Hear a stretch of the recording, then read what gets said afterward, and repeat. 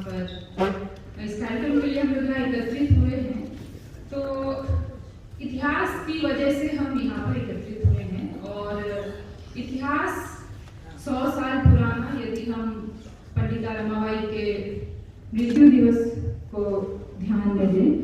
और उनके जन्म को यदि हम ध्यान में दें तो हम उससे भी बहुत पीछे जाते हैं। इस कार्यक्रम के जो संचालक हैं उनका बहुत बहुत धन्यवाद और उससे भी ज्यादा धन्यवाद इस कार्यक्रम को करने वाले, इस कार्यक्रम का आयोजन करने वाले जो पूरी आयोजन कमेटी है उनका बहुत बहुत धन्यवाद कि आपने इस तरीके के कार्यक्रम की योजना बनाई और इसमें मुझे बोलने का मौका दिया। जब हम यहाँ पर एकत्रित हुए हैं तो हम यहाँ पर बात करने के लिए आए हैं एक सरस्वती, जिनको कहा गया सरस्वती से विद्रोहिणी होने की जो कहानी है उनके बारे में हम लोग यहाँ पर बात करने के लिए आए हैं। और जब हम इस विद्रोहिणी के पूरे जीवन को देखें, उनके जीवन में क्या संघर्ष रहा है, उन्होंने अपने जीवन में किस किस तरह के कार्य किए हैं, किसके लिए किए हैं, किसके पक्ष में किए हैं, किसी के खिलाफ तो मैं नहीं कहूंगी, लेकिन किसके बरक्स काम किया है, किन चीजों के बरक्स काम किया है, किन चीजों को पीछे धकेलने के लिए काम किया है। यदि हम उनकी पूरी इतिहास को देखें तो वाकई हमें लगता है कि आज 2022 में आकर भी हम उन्हीं चीजों से लड़ रहे हैं, उन्हीं चीजों से संघर्ष कर रहे हैं, उन्हीं चीजों के खिलाफ अपनी आवाज अभी भी हम बुलंद कर रहे हैं जिस चीजों के खिलाफ आज से सदियों पहले पंडिता रमाबाई ने की थी। वैसे तो हम लोग ये कहते हैं कि बंगाल में रेनेसां की शुरुआत बंगाल में हुई थी, लेकिन पूरे बंगाल के इतिहास को हम यदि देखें, उसके रेनेसां नवजागरण के पूरे इतिहास को हम यदि देखें तो हमें महिला आंदोलनकारी के रूप में कोई हमें महिला उतने प्रखर आवाज हमें नहीं दिखाई पड़ती है। लेकिन हम यदि वेस्ट में जाएं तो हमें कई सारे नाम दिखाई पड़ते हैं। उसमें सावित्रीबाई फुले हैं और उसमें रमाबाई हैं और भी कई सारे नाम हमें उसमें दिखाई पड़ते हैं। मैं जिस जगह से आई हूँ, मैं बिहार के छोटे से महाविद्यालय में पढ़ाती हूँ, भूपेंद्र मंडल विश्वविद्यालय में मैं पढ़ाती हूँ और वहाँ की चीजों को, वहाँ की जो महिलाओं का संघर्ष है, वहाँ महिलाएं अभी भी जिस तरीके से पढ़ने के लिए, जातिगत समाज को तोड़ने के लिए, अपने घर परिवार से जातिगत जो ढांचा है उसको तोड़ना तो बहुत बड़ी बात है, अपने घर में पढ़ाई के लिए अपने भाई से, अपने घर के जो पुरुष लोग हैं उनसे बराबरी का हक भी उनको नहीं मिल पा रहा है और अभी भी उनकी पूरी की पूरी लड़ाई खुद की एग्जिस्टेंस को लेकर के है, अपनी पढ़ाई को, अपनी पूरी की पूरी शिक्षा दीक्षा को लेकर के है। तो हम ऐसे समाज में अभी भी रह रहे हैं जहाँ पर हम पीछे जाते हैं तो हमें दिखाई पड़ता है कि रमाबाई ने, मीराबाई ने, सावित्री ने, फातिमा शेख ने किस तरीके से और कितनी शिद्दत के साथ उन्होंने लड़ाई लड़कर अंग्रेजों के खिलाफ, पूरी की पूरी जो पितृ सत्तात्मक समाज थी उसके खिलाफ कैसे उन्होंने लड़ाई ली, इसको हम सोच करके उन्हें सही में हमें लगता है कि उनको हम सलाम करें। पंडिता रमाबाई का उनका जो विरोध था या उनकी जो लड़ाई थी या उनका जो संघर्ष था, उनका संघर्ष मुझे लगता है कि कई मायनों में बहुत सारी अन्य महिलाओं से बहुत अलग तरीके का संघर्ष था। ऐसे तो हम ब्राह्मणवाद को लेकर के हमारी बहुत सारे ब्राह्मणवाद को लेकर के हम बहुत सारी चीजें जानते हैं और उसके खिलाफ हम लड़ाई लड़ते हैं, लेकिन ब्राह्मण होते हुए जिस तरीके से पंडिता रमाबाई ने ब्राह्मणवाद के खिलाफ उन्होंने लड़ाई लड़ी, उस पर हमें जोर नहीं दिखाई पड़ता है। और हम आज 100 साल बाद भी हम ढूंढते हैं कि ऐसी कोई आवाज हमारे बीच में आए जिससे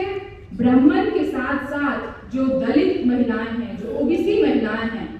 वो बाहर निकल कर आए। मैं ये कह रही थी कि जब ब्राह्मण होते हैं आप, तो उस ब्राह्मणवाद से लड़ना बहुत मुश्किल होता है। मैं हिंदी की विद्यार्थी रही हूँ और चाहे अनचाहे हिंदी यहाँ पर प्रोफेसर चौधरीराम सर यहाँ पर मौजूद हैं, अपूर्वानंद सर यहाँ मौजूद हैं, और इन्हीं को पढ़कर उनको सुनकर हम आगे बढ़े हैं। मैं जेएनयू में थी और वहाँ पर प्रोफेसर मेजर पांडे हमें भक्ति काल पढ़ाते थे और मीरा उन्होंने पढ़ाया था। उन्होंने कहा था कि मीरा का संघर्ष चौतरफा संघर्ष था। तो एक बहुत वाजिब सवाल आता कि चौतरफा संघर्ष कैसा था, हमने उनसे पूछा। तो उनकी किताब भी है भक्ति आंदोलन पर। तो उन्होंने कहा कि उनका चौतरफा संघर्ष इस वजह से था कि वो जाति में उच्च जाति की थी, वो राजपूत जाति से थी, इसीलिए उनका जो संघर्ष था अपने घर के पुरुषों से था, उस चार दीवारी से था, उस परिवेश से था, और इन तमाम सारी चीजों को तोड़ते हुए, उसको पीछे छोड़ते हुए, उन सारी सामंतवादी शक्तियों को, उस मानसिकता को पीछे धकेलते हुए मीरा घर की चार दीवारी से बाहर निकली थी। और ठीक हम देखते हैं कि उसी तरह की चीजें मीरा मध्यकाल में थी। और हम देखते हैं कि यदि रमाबाई के संदर्भ में इस चीज को देखें तो रमाबाई के सामने भी यही सारी चीजें थी। उनको अपने समाज से संघर्ष था, पितृसत्ता से संघर्ष उन्होंने किया, जातिगत संघर्ष भी उनका एक बहुत बड़ा संघर्ष था। अब हम यहाँ एक अलग तरीके से यदि हम देखें तो यदि कोई ब्राह्मण महिला है उसको यदि घर में प्रताड़ित किया जाता है, और यदि कोई दलित महिला है उसकी यदि प्रताड़ना होती है, तो उसमें जमीन आसमान का फर्क होता है। फर्क इस वजह से होता है कि जो ब्राह्मण महिला है या जो उच्च कुल की महिला है या उच्च वर्ग की महिला है, ऊंची जाति की महिला है, उनके लिए विरोध करना और विरोध को व्यक्त करना, वो उनका विरोध व्यक्त करने का तरीका, और जो हमारे ओबीसी समाज के लोग हैं, दलित समाज के लोग हैं, उनका विरोध दर्ज करने का तरीका बिल्कुल अलग हो जाता है। अलग इसलिए हो जाता है कि कई बार विरोध मन में होते हुए भी विरोध व्यक्त नहीं हो पाता है। और यदि हम दलित जीवन में देखें तो वो विरोध होता है। वो विरोध होता है कि यदि आप मुझे किसी भी तरीके से पनिशमेंट करते हैं तो वो घर के बाहर जाकर रोजी रोटी कर सकती हैं, और ये उनका जज्बा है जीने का। ये इसी बल पर जो दलित महिलाएं हैं, मैं उनको सलाम पेश करती हूँ कि उनका जो लोक लाज और मर्यादा की जो बात है, जो जिस मर्यादा की वजह से बहुत बड़ा उपन्यास, बहुत महान उपन्यास गोदान लिखा गया कि मर्यादा की वजह से एक जो उस गोदान उपन्यास का जो नायक है होरी, वो मर्यादा की वजह से बंधा हुआ रह जाता है और अंततः उसकी मृत्यु हो जाती है। तो उस मर्यादा को तोड़ना, उस मर्यादा को तोड़ना, उस इज्जत वाली जो बात है, जो आजकल पूरे ऑनर किलिंग हो रही है, उस चीज को रमाबाई ने जिस तरीके से तोड़ा, उससे हमें सीख लेने की जरूरत है। और मुझे लगता है कि जिस तरीके से उनको पहले तो उन्होंने जिस तरीके से शिक्षा दीक्षा उनकी हुई, जिस तरीके से उन्होंने पढ़ाई की, तो उनको सरस्वती कहा गया। और सरस्वती कैसे धीरे धीरे विद्रोहिणी के रूप में तब्दील हो जाती है, इसका भी उदाहरण हमें उसी समाज से दिखता है, उसी महाराष्ट्र के समाज से दिखता है और पूरे देश भर में दिखता है। लेकिन रमाबाई ने हमारे लिए, इस पूरे समाज के लिए, इस हम महिलाओं के लिए जिस तरीके की उन्होंने सीख हमारे लिए छोड़कर गई है, उससे हमें आगे उसको ले जाने की जरूरत है। और हमें लगता है कि पूरे देश भर में रमाबाई के विचारों को लेकर के, उनको जीने का, उनका जिस तरीके से जिंदगी जीने का तरीका था, उसको लेकर के, सामंतवाद के खिलाफ जिस तरीके से उन्होंने लड़ाइयां लड़ी, पितृसत्ता के खिलाफ जिस तरीके से उन्होंने लड़ाइयां लड़ी, उससे हमें सीखने की जरूरत है। और पितृसत्ता की जब भी हम बात करते हैं तो कई बार उस पितृसत्ता के लड़ाई लड़के भी उसको हरा सकते हैं, लेकिन मुझे लगता है कि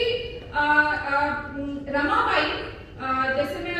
पूर्वा मैम की किताब पढ़ रही थी तो मैंने उसमें पढ़ा कि जैसे उनके जो पिता थे अपनी पत्नी को उन्होंने किस तरीके से पढ़ाया, लक्ष्मीबाई को किस तरीके से उन्होंने पढ़ाया, और उसके बाद किस तरीके से रमाबाई को उन्होंने पढ़ाया, और किस तरीके से जब उनका पूरे समाज में जिस तरीके से विरोध होने लगा, तो दो जो नाम है वो सबसे ज्यादा हमें सुनने को मिलता है, एक सावित्रीबाई फुले और उनके जो पति हैं, वो दोनों लोगों ने जिस तरीके से रमाबाई को उन्होंने सपोर्ट किया, उन्हीं के सपोर्ट के उनका दोनों लोगों का इतना सपोर्ट था कि उनको बहुत संबल मिला, और ऐसे लोगों की समाज में आज भी जरूरत है। और रमाबाई का जिस तरीके से रमाबाई ने सोचा, जिस तरीके से उन्होंने पृथ्वी सत्ता के खिलाफ, सामंतवाद के खिलाफ उन्होंने लड़ाइयां लड़ी, इस लड़ाई को और बहुत दूर ले जाने की जरूरत है। आप सबका बहुत बहुत धन्यवाद। जय सावित्री, जय फूले, जय रमाबाई, जय अम्बेडकर। बहुत बहुत धन्यवाद।